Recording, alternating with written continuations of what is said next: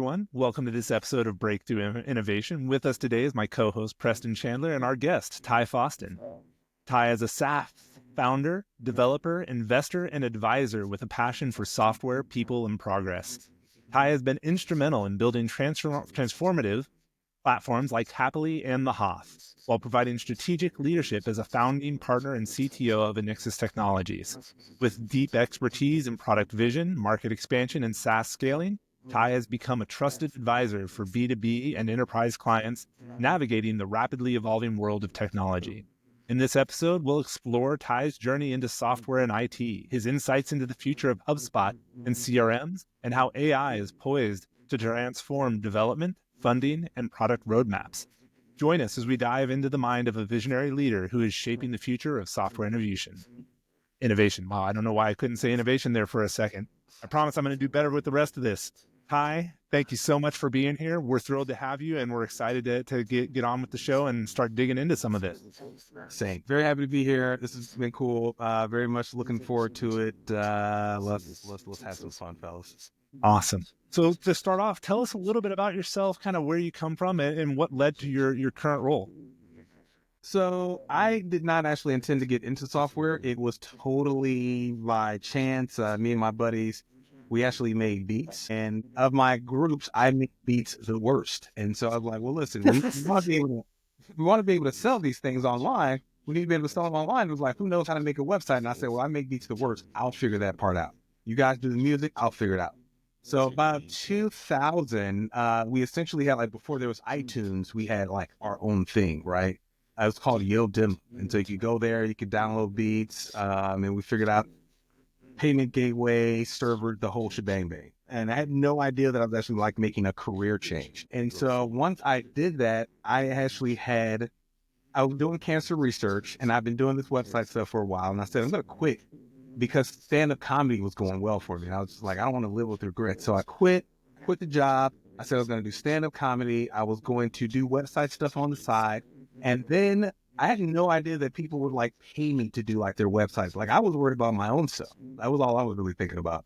And I was like, well, maybe I'll get like I don't know, maybe someone will pay me. And come to find out, someone was like, I'll pay you, X, Y, and Z dollars per hour. And I was like, are you kidding me? So that like destroyed the desire to go and work back in the lab. I was like, yeah, okay, done with that. I'm doing this and I'm doing stand-up comedy. Like, that's it. Well, fast forward, I have a project. It was basically like Netflix before there was Netflix. And I met a guy named Dax Miller, and Dax and I hit it off. And so we were working on this project. We became really close. And then he started this thing called the Hoth. And he was maybe 2 weeks into it. And he's just like, hey, this is turning into something. And I was like, okay. And he's like, come over and help me. He's like, right now we have a Google spreadsheet. We have 40 people working out of it. And it was like, all right, man, let's do that for real. Let's get a database. Let's get a website. Let's get a back end. And that turned into the Hoth. And the Hoth, to this day, it's still running off all the stuff that I did. They've expanded it, but it's still going. Nice. And so Dax and I, we were like, okay, we got a little bit of lightning in a bottle.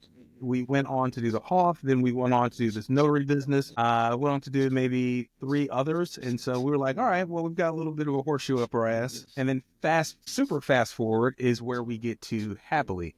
And Happily was one of these things that was completely like, look, Dax had a client, and I was working at KPMG, and I was doing like a little bit of dev on the side. And he goes, got someone on HubSpot, and they don't have a way for their clients to see their customer service tickets. I was just like, what's HubSpot? And so I realized HubSpot was kind of like a startup, but didn't really had a lot of feature gaps in it, big time.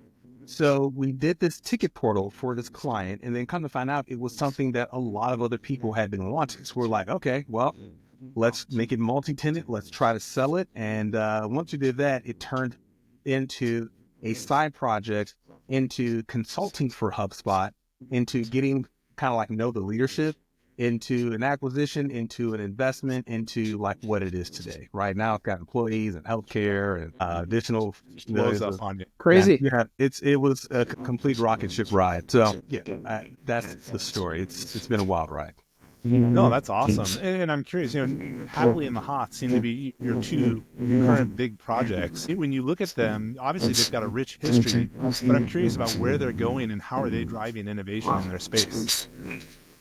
Well, let me back it up. There's actually one more winner in there. It's called Blockbuster Print, which was like my first real success. And Blockbuster Print is still around. The Hawk clearly got sold. We sold too early, man. There's one thing I would say, we sold entirely too early. It's big. But the Hawk really kind of changed SEO because there were people out there doing link building, but they were doing it like in forums, right? They were doing it via email. It was really, really low key. And the Hawk just happened to be, at the time, the kind of first place you could there was a login, you could make an order, you could put in whatever. I built this machinery because we had 40 people overseas and they wanted to write articles for us. So we're like, okay, here's a system. You log in, you request an assignment, you get an assignment, you submit your stuff. There's a QA person that checks it. They check okay.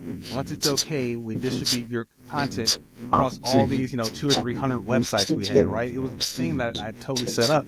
And there was no one doing that at the time. Like no one. So the Hawk was just like pure first mover advantage, like big time. It wasn't like cutting edge technology. It was purely like a timing. First mover. Yeah. First mover advantage like a mofo. With Happily, it was very much the same. So there wasn't, most people who are solution experts in HubSpot, they're marketers, right? Dax and I, we're dev guys. Like the only thing we really want to do is apps. We're not looking to sell HubSpot. We're not looking to help you onboard your people. We don't even want to see. We just want you to use the software.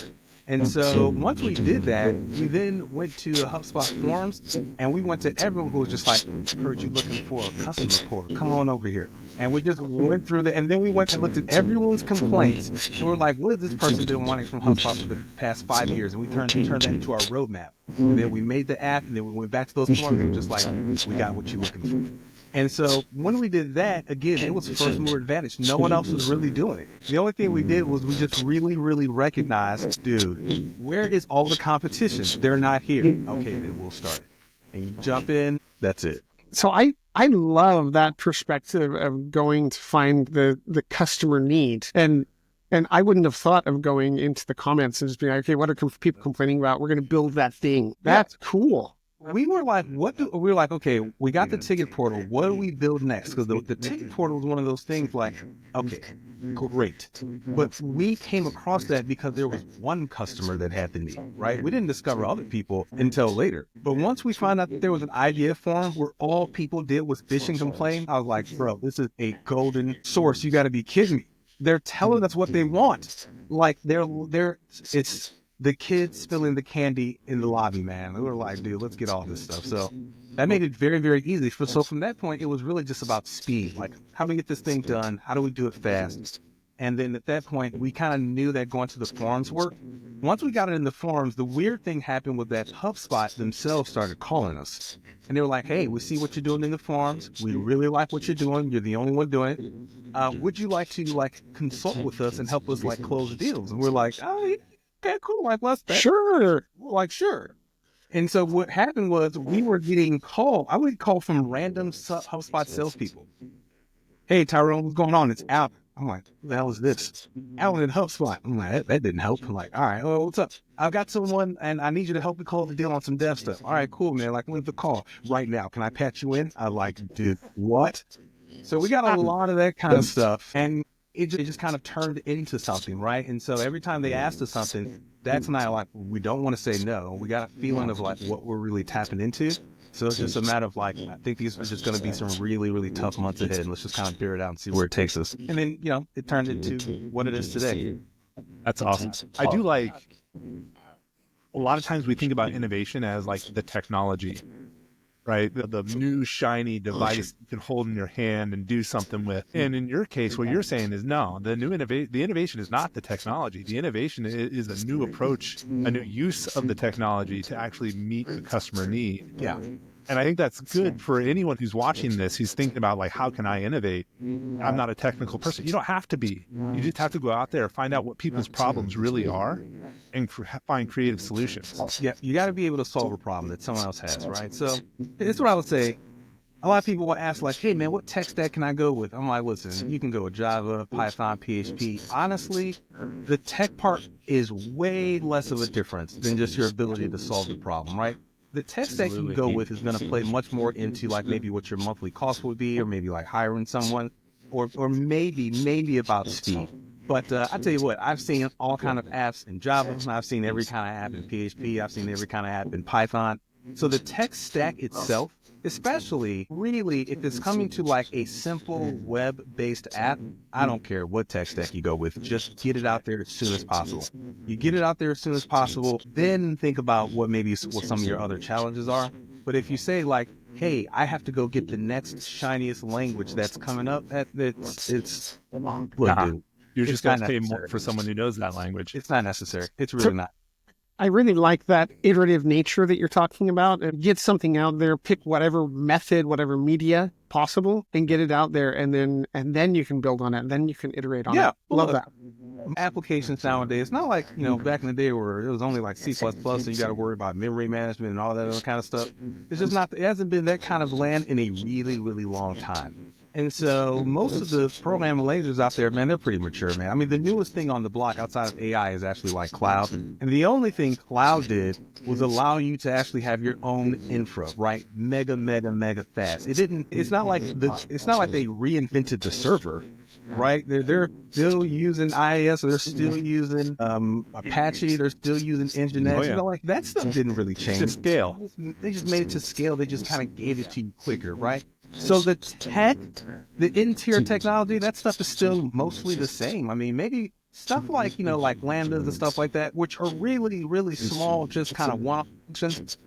That's new, but even the tech there, it's not like some kind of mega new concept, right? It's really not. It's all about like how you apply it. So I tend to tell people like, listen, get your stuff out there, number one, because you have no idea if you really got something or not. You may have all wonderful tech. You may get out there and nobody wants your stuff, which means you don't have a business. Get it out there. You're going to have to iterate no matter what. And there's someone who's going to do it if you don't. So you need to get it out there as soon as humanly possible. No, I think that's great. Love and that. I think, you kind of answered my next question, which you can build on more if you want, but what is the advice for senior leaders? I think, it is just go. Like there's nothing that needs to stop you. Just start. That's the hardest part. And once you do it, everything else starts to fall in place. So maybe let me switch the question just a little bit. For leaders that are already going, that already have a company, small, medium, large, what would you recommend for them to do to help build that culture of innovation within their organizations, to help pass that kind of mindset, the mindset we're talking about, onto their people? So one thing I think that really kind of helps is having, like, developers want to develop, but developers actually also have a desire to know that people are going to use it. They don't really want to develop just for the sake of clickety-clacking on a keyboard. They want to know that there's someone out there, right? Every developer, I tend to say, wants to be not just liked, but loved, right? And they want their product out there. So I make this joke to my team. I tell the salespeople, I want you to go sell my baby. Put her on the corner, show some leg, do whatever it is you got to do.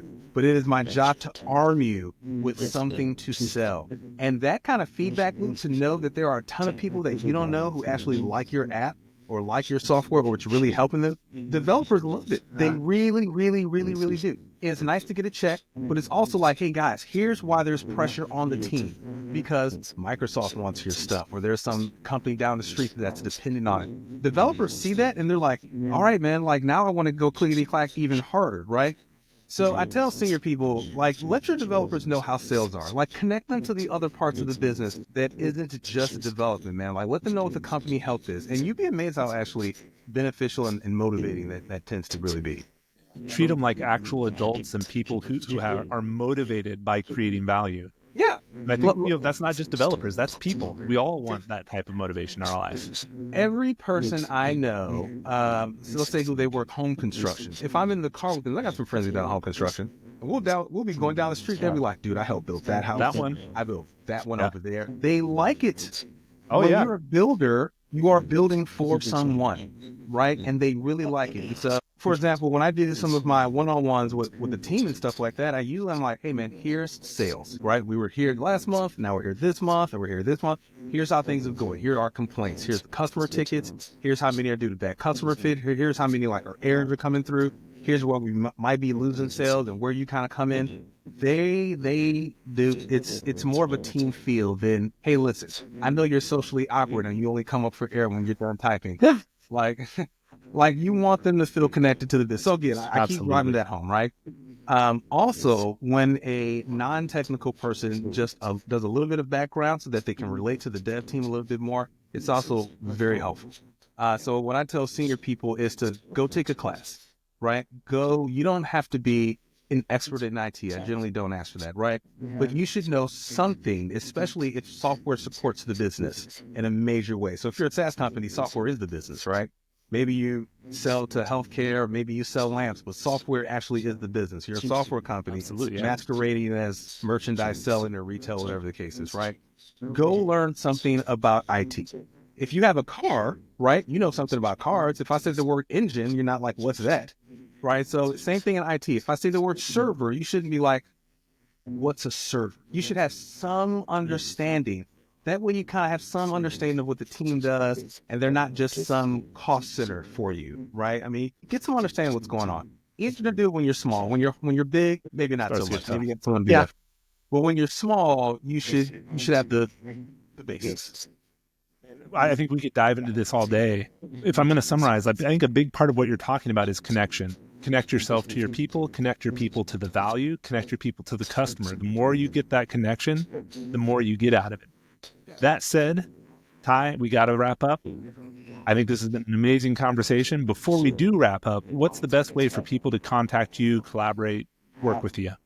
Definitely hit me on LinkedIn. I'm always available there. I used to do this thing I might be revisiting called the 2 a.m. developer. And that is, if you have a major problem, maybe it's big and strategic, or, maybe it's high level, let's talk about it, man. I generally like to help people when it comes to software and product and stuff like that. I'm a startup dude, man. I'm a product guy. So if you ever have any questions like that, ping me. Let's talk. I can't be a nerd with everyone, but maybe I can with you. So hit me up on LinkedIn. Let's talk. Awesome. Ty, this has been fantastic. And for everyone else who's been listening and made it all the way to the end, hopefully you've enjoyed it as much as we have. And if you did, please leave a rating or a review wherever you're listening. Also, if you know anyone who could use Ty's help, share this episode with them. Don't share the love, share the value, and give Ty a little bit more exposure to people he wants to work with. And then lastly, remember, take one actionable insight from today, apply it, and let us know how it goes, because we think continuous improvement is important, and we'd love to hear about your progress. So everyone who's listening, thank you again. We'll see you next time on Breakthrough Innovation. And Ty, thanks again for being here. This was fantastic. Thank you, guys. Appreciate it. This is a good time.